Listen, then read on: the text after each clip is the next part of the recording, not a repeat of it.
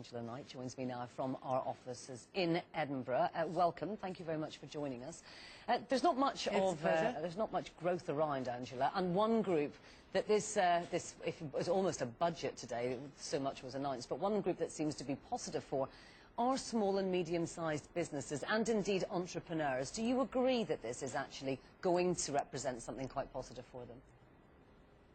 Well, I hope it does. I mean, the one thing that you get right across the piece is that there is a concern, confidence is not very good. You turn on the television, open the newspaper, and it all looks pretty bleak with the Eurozone. So the fact that the Chancellor has made an announcement which comes within that expression, credit easing, and ought to provide cheaper credit for small and medium-sized businesses is a very positive one. We've certainly been engaged with the Treasury.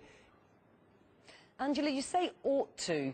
In practice, is this going to be passed on? George Osborne made much of the fact that the government's high credit rating could be passed on to banks, to individuals, and make their finance cheaper. Can that happen?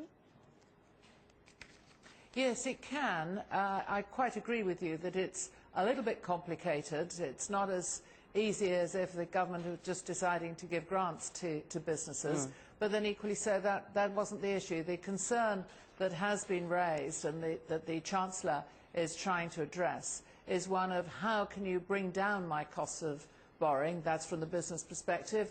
And he's saying, well, if we can use this very good credit rating that the UK's got to enable those banks to whom funding is a high price to reduce that cost of funding to them, then it can be passed through to businesses.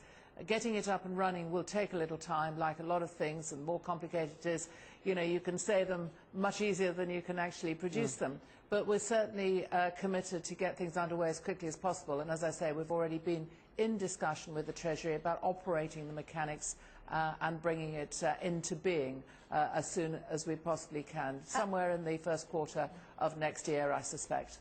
And what do you say to the criticism that the fact that the government has had to implement this credit easing plan with £20 billion of lending means that it is displeased with the banks, with their failure to lend themselves to small businesses?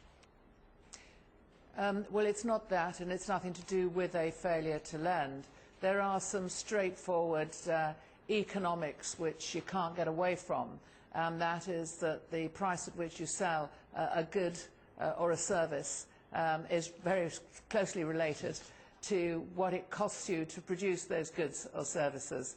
And of course, in the banking industry, the cost of being in a business is a lot of it's related to regulation, cost of capital, cost of liquidity. That has all increased, and the amount we've got to hold is increased. And what we sell is credit.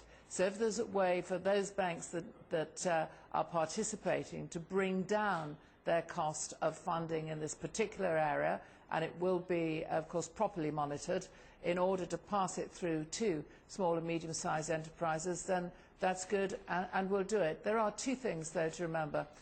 Firstly, there is a real absence of demand out there, and that, again, is not a supposition.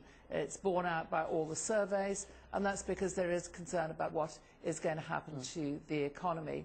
And the second is that, you know, the businesses have got to have a good business plan. They've got to be viable businesses. This isn't sort of throwing money at businesses that you know, haven't got the business plan that's going to be sustainable. It's getting it right for the right businesses.